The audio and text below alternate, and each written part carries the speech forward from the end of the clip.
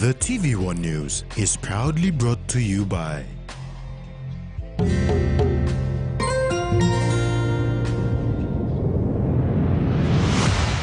BSP, our bank, our people.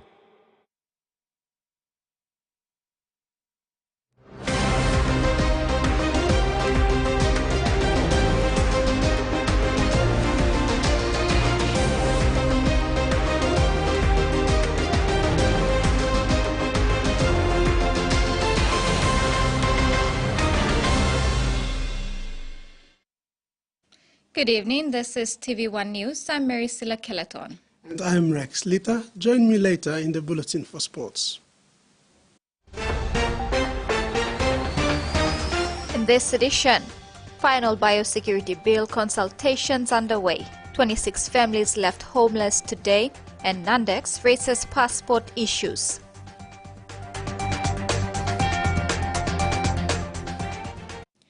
The final phase of the stakeholder consultation workshop on the biosecurity bill is underway in Lae, Morbe Province. Facilitated by the responsible agency, the National Agriculture Quarantine and Inspection Authority, the three-day workshop started this morning at the Lae International Hotel. A three-day stakeholder consultation workshop started this morning at the Lae International Hotel to present the draft Biosecurity Bill 2023 and get stakeholders' views and input. The Managing Director of the National Agriculture Quarantine and Inspection Authority, Joel Alu, said this is the final workshop. We delivered our biosecurity policy in June last year during the election period. So from that biosecurity policy, one of the recommendations, number one recommendation is to deliver a bill, biosecurity bill. So this bill is crafted from the policy document that we have. The biosecurity bill is a key vehicle that will implement the biosecurity policy 2022 to 2030. This is a final biosecurity workshop, and that's it.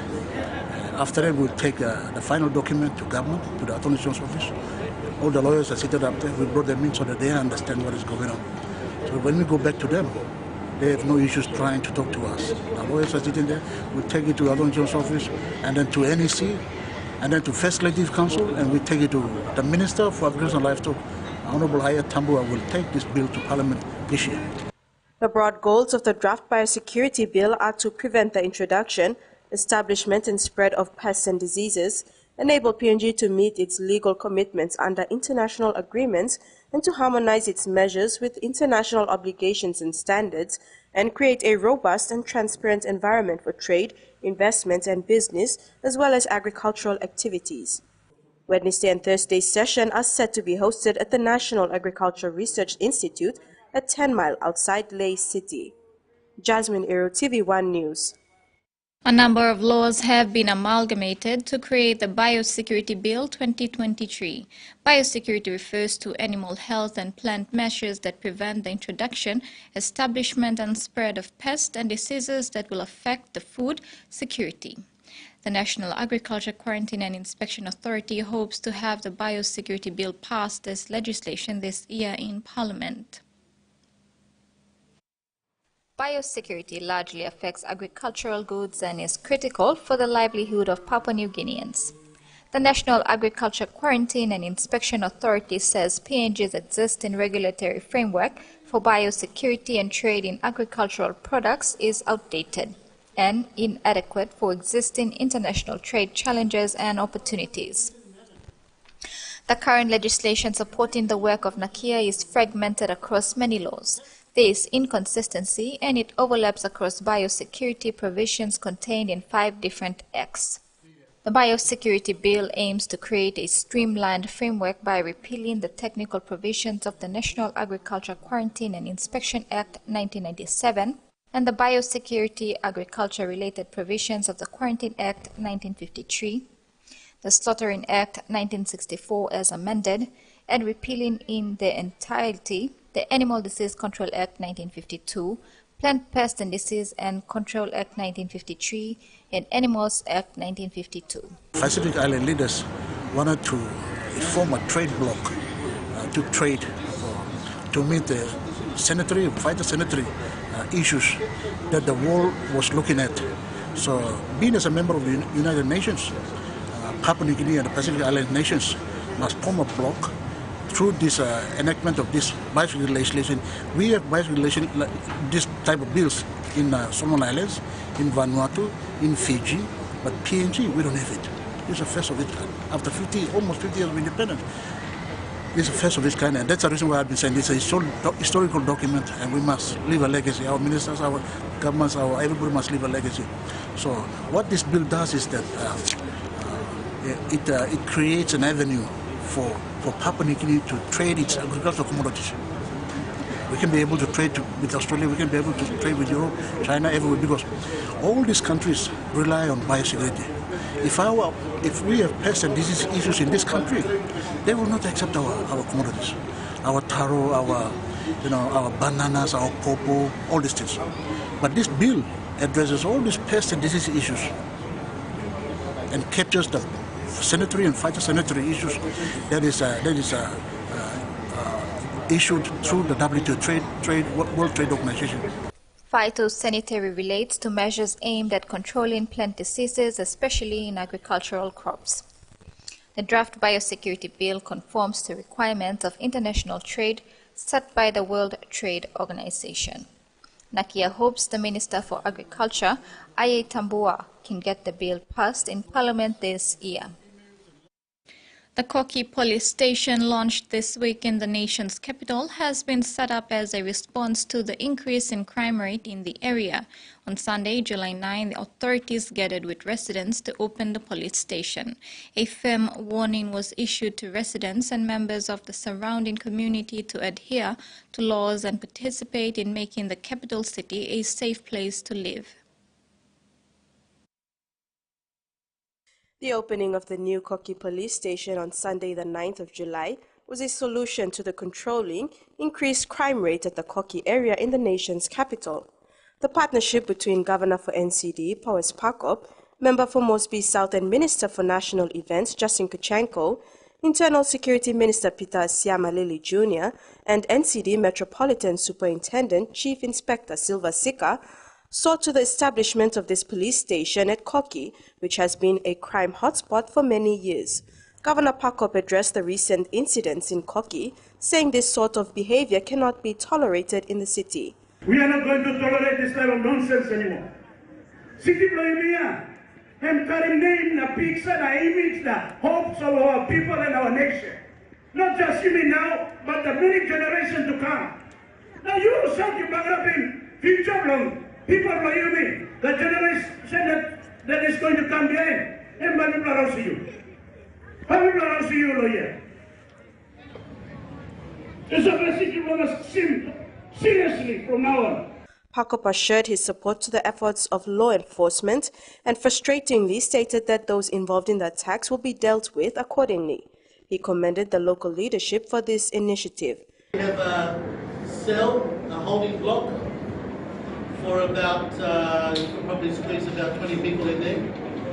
We have a proper toilet and bathroom facilities for our police officers to change and to make sure they are ready for work every day.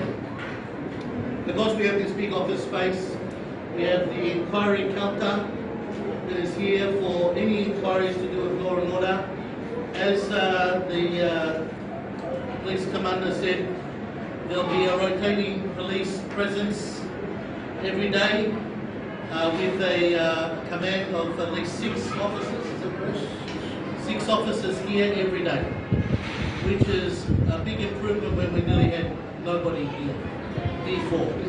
Kuchenko acknowledged Metsup Sika as well as officers involved who assured law and order in that area. Jasmine Ero, TVWAN News. Member for Mosby South, Justin Kuchenko, is relieved that 56 opportunists linked to the recent Koki unrest have been arrested. With the new police station, there will be manpower daily in the vicinity to ensure the safety of the residents and the traveling public. Kuchenko said the Boroko precinct program should extend to Koki as well. 56 opportunists were arrested over the last week. More are to come. I do not want to see you in the cell block. I want to see you be a productive part of Moresby South, using our markets that we provide to you. Going to school through the TVWAN programs and education programs we provide to you. Giving you a chance with SME, with all the SME funding we give for women's groups and youth and individuals through Moresby South, to enhance you, to empower you. I think for us in the Moresby South District Office, we have done more than enough to assist you over the last 11 years. We've had enough. We have, and I'm sure all of you have had enough, of constant crime, of constant misuse of trust and abuse that you're getting here at Koki, and some other areas as well. We'll be supporting the police in all areas to ensure that these problems never rise up or happen again. 152 young lawyers in Papua New Guinea receive support from Australia as they participate in a workshop on civil and criminal advocacy. Thanks to members of the Victorian Bar and the Australian Government's PNG Australia partnership, the workshop at the Legal Training Institute equips these aspiring lawyers with the knowledge and skills needed to excel in the courtroom. With the involvement of retired judges and collaboration with the PNG Law Society, this annual event sees the highest number of participants yet, including a remarkable 50% representation of women. Chief Justice Gibbs Salika advised the attendees to actively participate and make the most of the intensive sessions. This is TV1 News. Stay tuned for more after the break.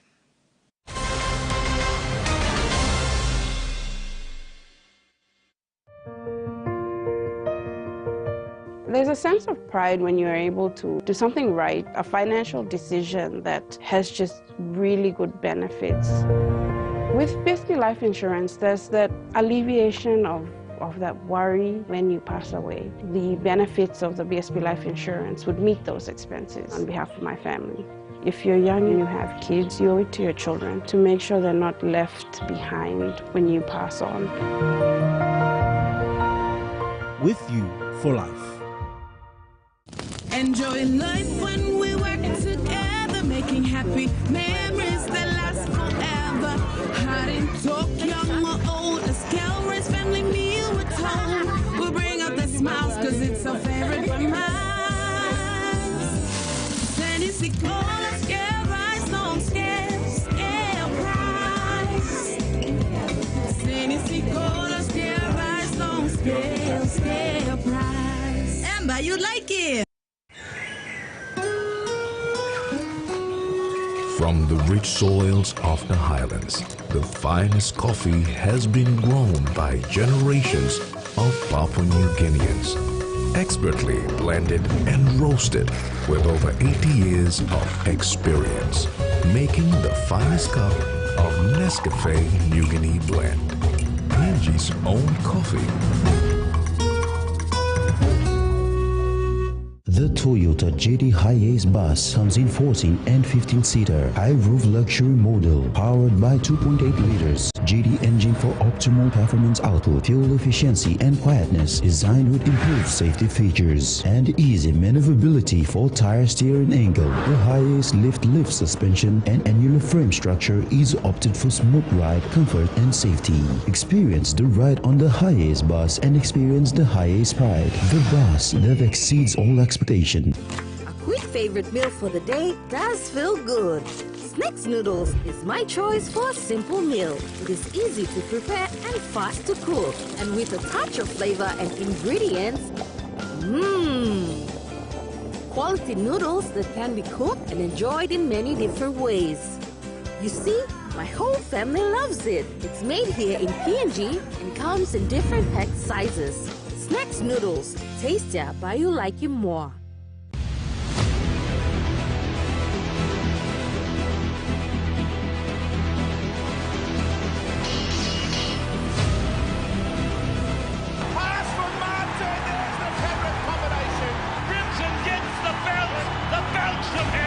And Walker spins away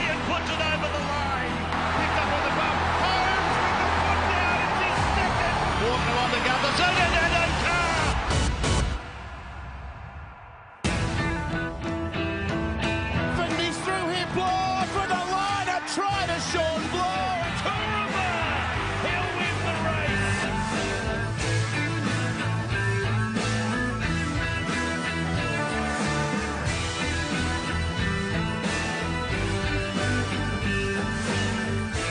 Bellamy with a hat-trick on Cowboys, the move.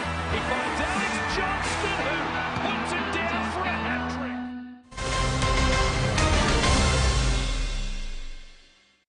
Welcome back. The erosion of the tax base within the logging sector has emerged as a formidable challenge for revenue collection.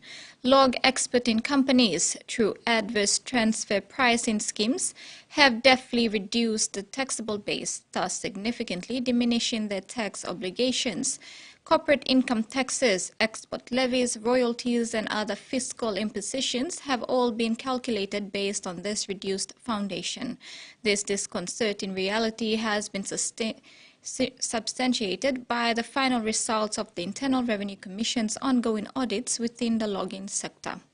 In response to these pressing concerns, the IRC stands resolute in its pursuit of equitable and judicious taxation measures, fostering both compliances and a level playing field.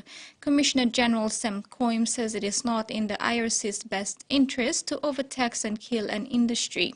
It is in IRC's interest for businesses to continue to be alive and in business.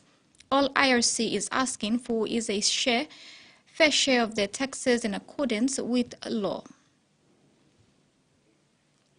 Papua New Guinea's economic potential is restrained by excessive macroeconomic volatility, low productivity growth, and excessive reliance on natural resources, while at the same time missing opportunities to take full advantage of its human capital. This is according to the report, Country Economic Memorandum for Papua New Guinea. Papua New Guinea can achieve stronger, more stable and inclusive growth if it makes significant policy reforms in addition to the implementation of new extractives projects, a new World Bank analysis finds. Now, to support PNG in these areas, we provide financing. So like I mentioned, we provide resources for projects in various sectors, but also we do provide advisory services in terms of knowledge. How do you ensure that the government, as well as the support of the development partners, are able to undertake the necessary reforms to ensure that there is more inclusive and faster growth to reduce poverty as well as boost shared prosperity? The new report says that while PNG's economy has extended by 3.2% on average over the last 40 years, gross domestic product per capita has recorded an average annual growth rate of only 0.9% over the same period, while the gap between PNG's per capita income levels and East Asia Pacific region has widened. We have a problem in the sense that in the last 40 years, GDP per capita has grown by less than 1%. This does not make you a wealthy country over many, many generations.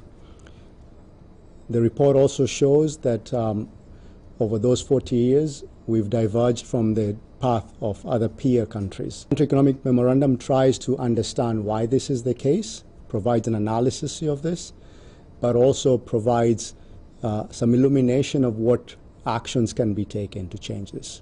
For Papua New Guinea to better channel its natural resources into broad-based and sustained productivity-driven growth, improvements to the business environment such as easing business entry and allowing greater competition. To achieve stronger and more inclusive economic growth, Papua New Guinea should seek to maintain greater economic stability, boost productivity, and nurture human capital. 5 members of the Papua New Guinea Defense Force visited the Wisconsin National Guard in early June as part of the Defense Department's State Partnership Program administered by the National Guard Bureau. The visit, according to Major Jessica Kelly, the Wisconsin National Guard State Partnership Program Coordinator, was amazing. The intent was to build upon the medical introductory exchange that took place in fiscal year 2022. During their visit, the PNGDF officers learned and exchanged practices and techniques on the fundamentals of medical training, suicide prevention, behavioral health, medical readiness, combat medic resilience training, among other fundamentals. And now the finance news. The kina closed unchanged at 0.2800 US dollars in the interbank market. At Bank South Pacific, our kina was buying 0.2725 US dollars, 0.4052 Australian dollars, 0.2400 euro, and 38.12 Japanese yen. Looking at commodity prices at New York close, all closed higher except coffee closed lower. And on the stock market, the Dow Jones closed higher, ASX closed higher, and all ordinaries closed higher as well. TVWAN News continues with regional news when we return. Stay tuned.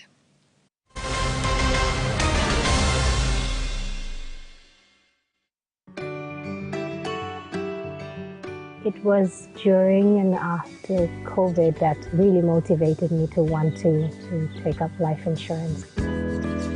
I think savings is very important, and I think One Talk Delight provides a disciplined approach to savings, and it's a good investment to want to think about the future, because it's always nice to have plans for what you want to do later on.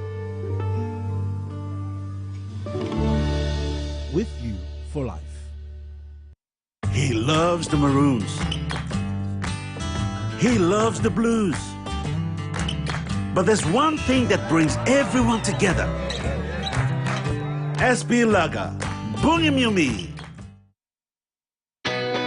A true champion is measured by their courage, their determination, and their passion to never give up and to always keep trying. With a delicious Milo in milk taste and added nutrients, Milo in milk is a great way to fuel our little champions with nourishing energy every day. Because true champions give it their all. Milo, PNG and Mia. Buying PNG made. When you're spending time with family, when you've got a big day ahead, when you have given it all you've got, when you're putting on a feast, that's when you want the best. That's when you want flame rice. New flame rice. Win him, Olgeta. Hardware House launches the low-cost quick build kit home, built with quality building materials from the leading manufacturer of steel products and kit homes, Atlas Steel. Going now at introductory prices: 1-bedroom kit home at 79,000 kina, 2-bedroom kit home at 99,900 kina, and 3-bedroom kit home at 125,000 kina. You can also opt for solar units to be installed in the kit home at an extra charge. For more information, email info@hardwarehouse.com.pg.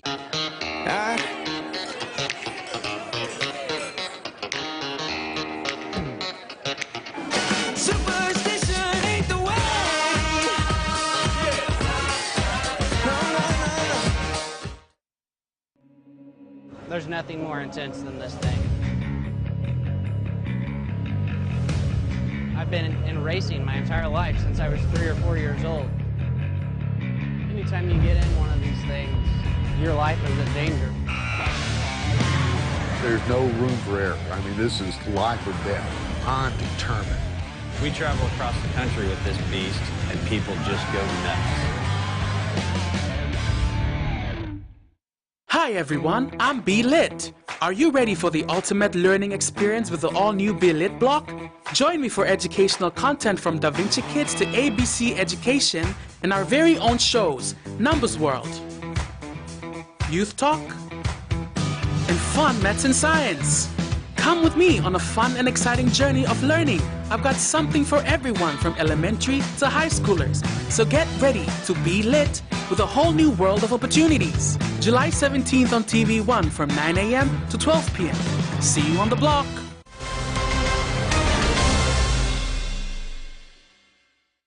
Welcome back. China and Solomon Islands have signed a new deal on police cooperation. deepening the bilateral partnership 4 years after the Pacific Island nation cut ties with Taiwan and formally established relations with Beijing.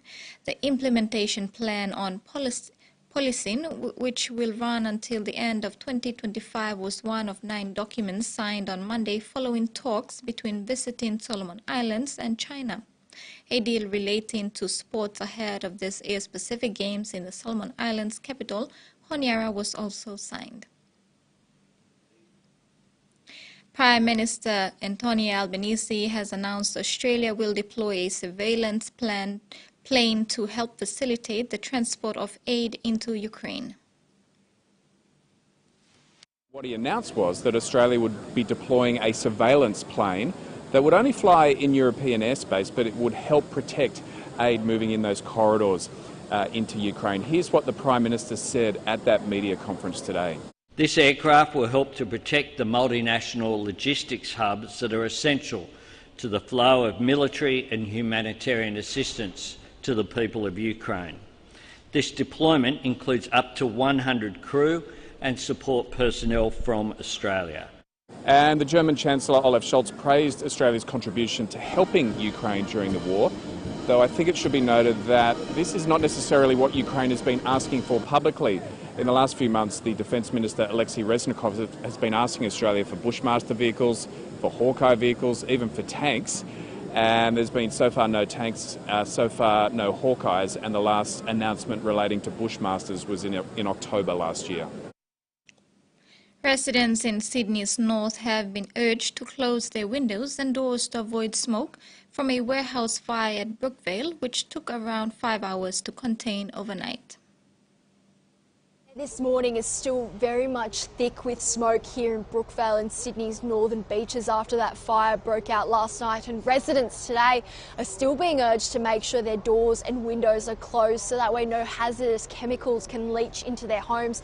As you can probably see behind me, that's all that's really left of the industrial estate here in Brookvale that caught alight last night just after 6 p.m. So much of the building was gutted from the inside out, and the main concern here for fire and rescue today is the structural integrity of that building. There is a very real fear of collapse from the roof as well. There is still a heavy presence of fire and rescue trucks who are continuing to maintain and contain that smouldering blaze, which is expected to continue to smoulder for the coming days. Now, we've since understood that that building that caught alight was a tyre and mechanical warehouse factory with lots of accelerant inside, including tyres, rubber, as well as fuel, and that's why it caught alight so quickly and spread across 3 units. One local resident and business owner said that it's particularly devastating for the owners of that building who may have experienced this loss.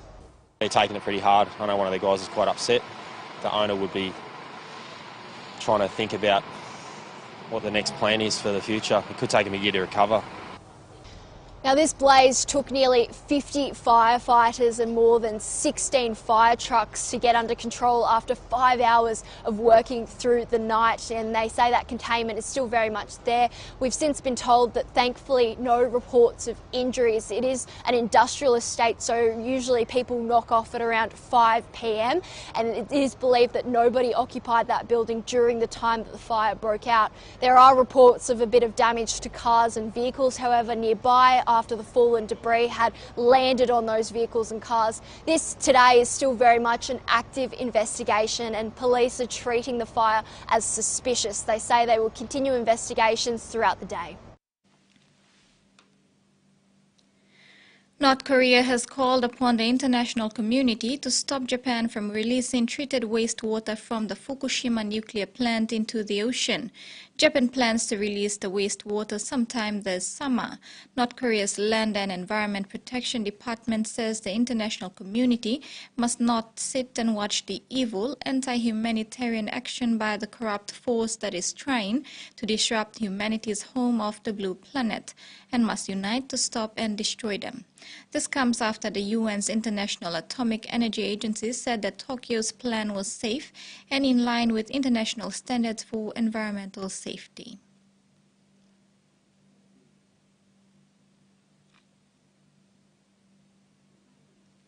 Back home, almost 26 households at Gabutu Section 81, Allotment 26 will be without a shelter tonight after families were removed in an eviction exercise conducted by police.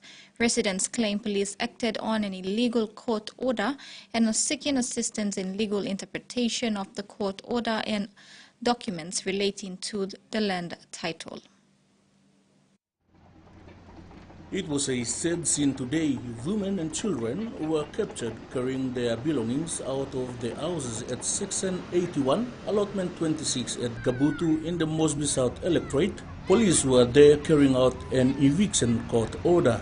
Community leader Aaron Jomis says this is the first time they were informed by the housing authority to vacate the premises. Almost 26 families are without shelter tonight, away from their houses they called home for more than 40 years.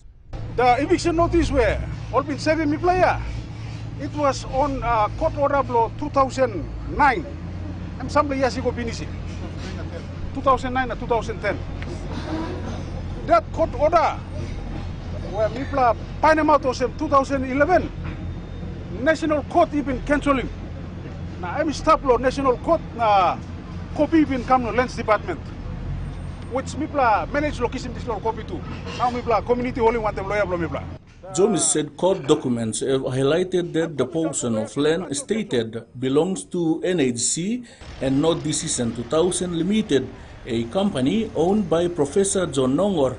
Meantime, Jomis said the state lease copy produced by Decision 2000 Limited was cancelled by the Registrar of Titles in 2012 on grounds of fraud and remains cancelled to this date. He added that the court order of 20th of August 2009 in WS number 1563 of 2009, Decision 2000 Limited versus Uday Baidana and 290 others is unenforceable as Decision 2000 Limited currently does not possess a legal title of the state lease described as Section 81, Allotment 26 Gabutu. People are still stuck in confusion. Mass income, Trangol police Kisimoda all come put him on me. We can't blame the police. Once Oximoda and walking walk Logolia. So all we understand is that this order were all work law. Now being staff it's already been cancelled. To date, lawyer will take him national Supreme Court, no got more court order, court proceeding to this ground. Representing lawyer law, Professor M. Mel and Henry lawyer, sir. Only no gonna also walk him submission location one more. Court order or this kind law, national or Supreme Court. There's nothing. Mipla even checking court clerk too. The clerk knows everything. So clerk and give people evidence or something. Nothing happened. That's only on a mere way dating back to 2009 coming Mipla Holy. So at current now we don't know why not this eviction take place. Mr. Jomis further explained that there is a court proceeding on foot in the National Court with respect to their subject property by Decision 2000 Limited in WS number 210 of 2023, Decision 2000 Limited versus Ala Ame Registrar of Titles, NHC and the state. In this matter, Decision 2000 Limited is claiming for damages and losses suffered as a result of the cancellation of its title and for the state lease to be issued to it forthwith. However, Professor Nongor told this newsroom via phone messages that the Supreme Court had reinstated the lease that was cancelled, and so the NHC did not have claim over the land. Meantime, long-time resident Doreka Uday was upset at the whole eviction episode. And some people are picking in all go school now. But picking in all come on, so campaign house na mama papaya. All pa kama papaya, oh, I silip na kai. How about go to school? These are the future generations of the country. And I think this is an issue. It's not an easy issue.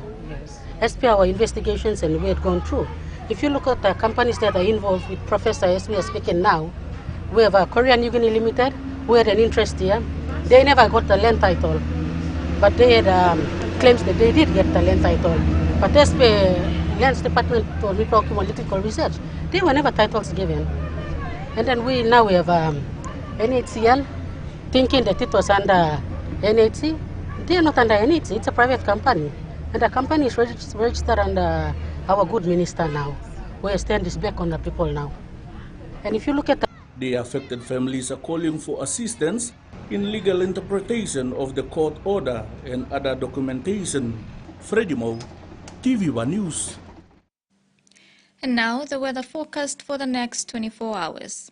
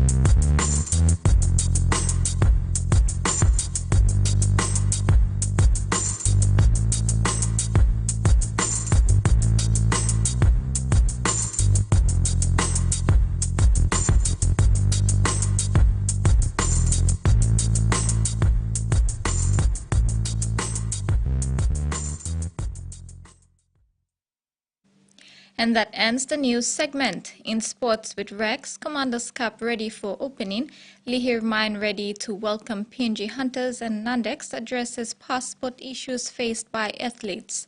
Stay tuned.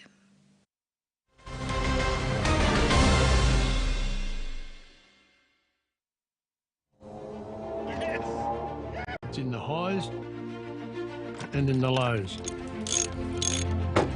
It's in the big things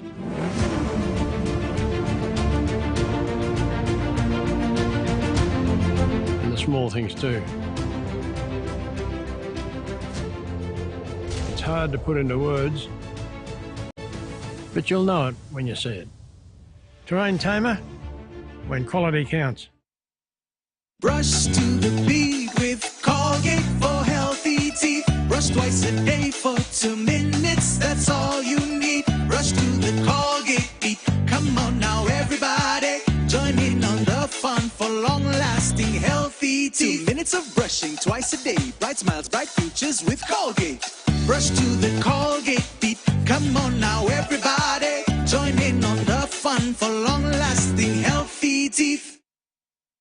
Buy a 40-channel postpaid TV plan now for only 85 kina and get a free 30-day DTV premium plan. That's right, you get to save 100 kina. With your free 30-day DTV premium plan, you can watch NRL, Formula 1, tennis, or your favorite Filipino dramas on your phone anywhere, anytime. So what are you waiting for? Dial 1515 to speak to a TV agent to get your 40-channel postpaid TV plan today. Digicel TV. More channels, more choice, more value. Welcome to MotoGP. To be a highly dramatic 18-lap Malaysian Grand Prix Moto2 started with...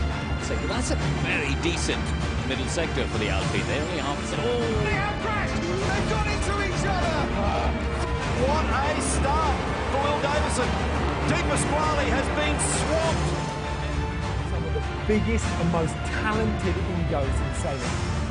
The two-time defending champions make it 2 in a row.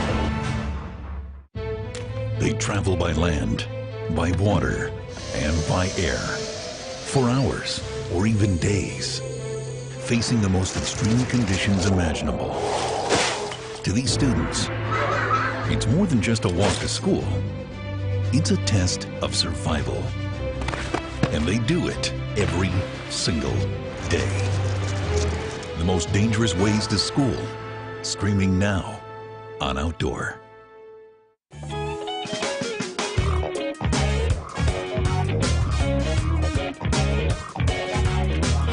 Welcome to the Johns Family Podcast, people. sort of... Ruin what are you it? laughing at? I just thought of something of it.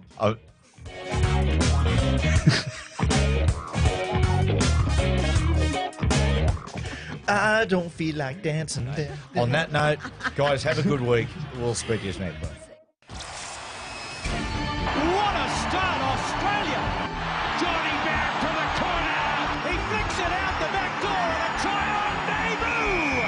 Oh, and then he ran into big offer. There he is. He's over.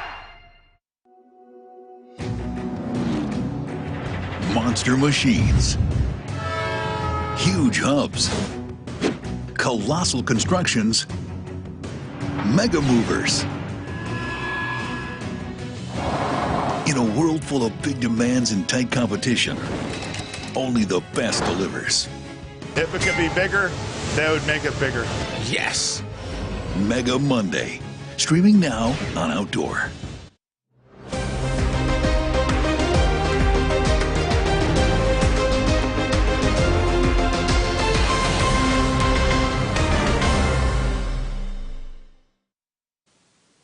Welcome back. In sports, ICC Cricket World Cup Trophy Tour goes to Gomorrah Village in Central Province on Thursday, July 20th. A special program will be held to celebrate the tour of the Cup starting from 8:30 a.m. The tour program will include a visit with school cricket teams to Gomorrah, Gaba Gaba and Daumagini Primary at the Gomorrah Sports Oval. Guests on the tour include PNG Sports Foundation CEO Albert Veratau, Member for Igo Se Anopala, Governor of Central Province Rufina Peter, High Commissioner of India to PNG Inbasekar Sundaramuti, and ICC representative Max Abbott. The ICC Cricket World Cup 2023 kicks off in October. The SPPNG hunters will visit the Lihir Gold operation in New Ireland Province this week. The trip, sponsored by the Newcrest Mining, will be a first for the hunters, presenting an opportunity to visit one of the world's largest TVWAN gold mining operations. The hunters are on by the following weekend. The SPPNG hunters visit Lihir this week. While there, they will tour the geothermally active mine site and processing plant, witness a blasting operation at a mine pit, and meet the workforce. The trip, sponsored by Newcrest Mining, will be the first for the hunters. The hunters will also participate in safety and leadership sessions with the workforce and the Lihir Rugby League Association, and run on-field coaching sessions with local students. PNG Hunters CEO Scott Barker and coach Stanley Teppen will travel with the team. Barker said the hunters are incredibly grateful to Newcrest Mining for their support over the last 18 months and are delighted to be partnered with such a reputable brand in Papua New Guinea. Newcrest is a gold sponsor of the PNG Hunters in 2023. This partnership follows the company's support last year to help enable the team to return home for their first game after 2.5 years away in Australia due to COVID-19 pandemic.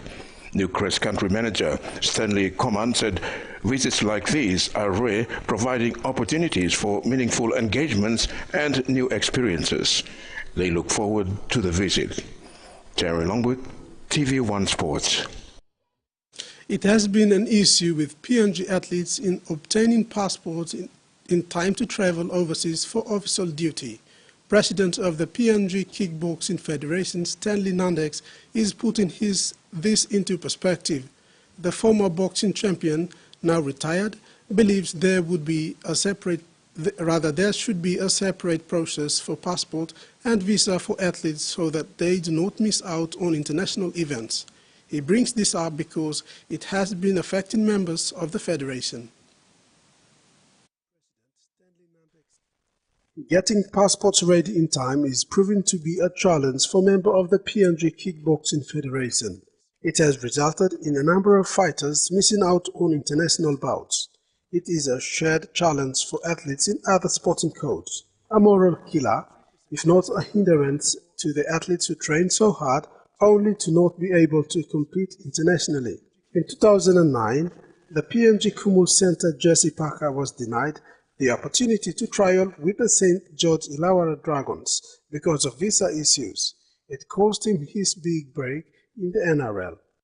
In 2016, PNG women football team were forced to withdraw from Oceania Olympic playoff after the squad did not receive their visas in time to travel to New Zealand for their return leg.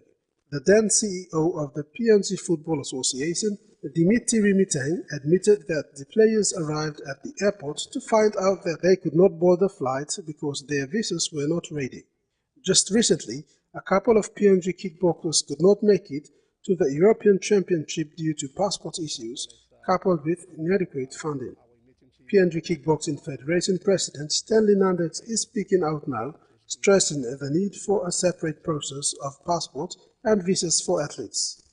We were supposed to have the fighters to compete in the European Championships in, I think that was in Italy, but we cancelled that because of the large number of fighters who were unable to make it due to the passport, and visa has always been an issue. Nandex said, this issue has impacted more than just athletes' travel. It's costing their futures and chances of securing overseas deals. Mr. Nandex sees the upcoming fight in Miami, USA, as an opportunity to expose PNG kickboxers on the international stage. He is hoping all will go well. I think sports groups and like corporate or business group or amount of people they are traveling for in terms of representation, I think should be given a special arrangement.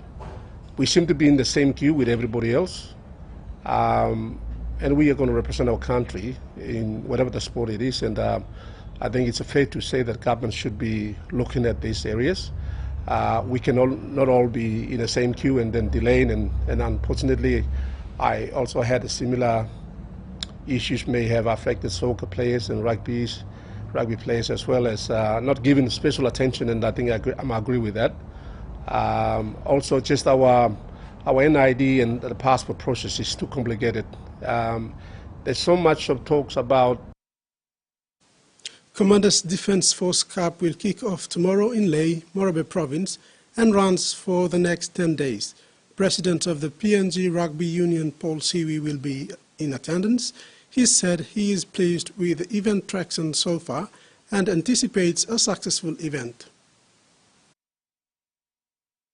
The PNGDF 21st Commanders Cup tournament has 10 teams ready to get the show on the road, with the opening ceremony today. Teams have travelled into Lae from various military barracks around the country.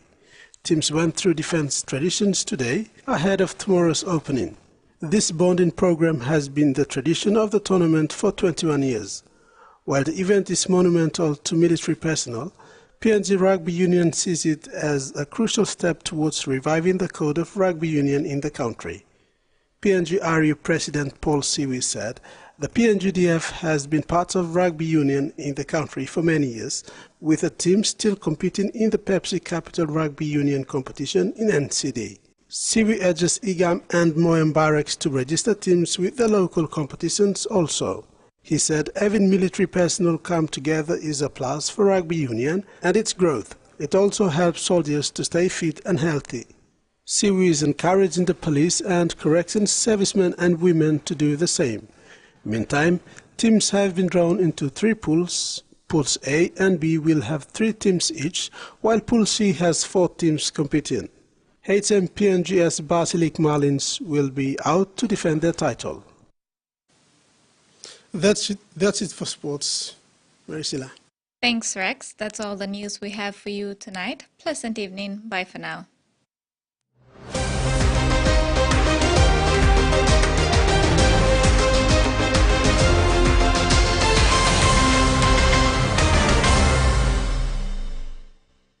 The TVWAN News was proudly brought to you by